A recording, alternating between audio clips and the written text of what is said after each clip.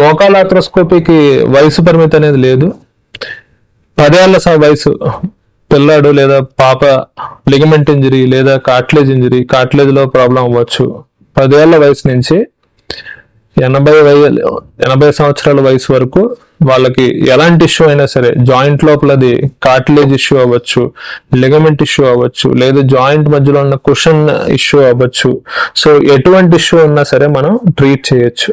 దీనికి వయసుతో సంబంధం లేదు. మనం కాలుకి మాత్రమే సర్జరీ చేస్తున్నాం కాబట్టి కేర్ఫుల్ గా ఉండాలి. అయితే 18 ఏళ్ల వయసు లోపల ఉన్న వాళ్ళకి సర్జరీ చేసేటప్పుడు ఇక్కడ గ్రోత్ ప్లేట్ అని చెప్తాం. అంటే 18 ఏళ్ల వయసు లోపల ఉన్న వాళ్ళకి ఈ బోన్ అనేది గ్రో అవుతుంది. సో ఆ ఏరియాని డిస్టర్బ్ చేయకుండా సర్జరీ చేస్తే వాళ్ళకి ఫ్యూచర్ లో గ్రోత్ అనేది డిస్టర్బ్ అవ్వదు.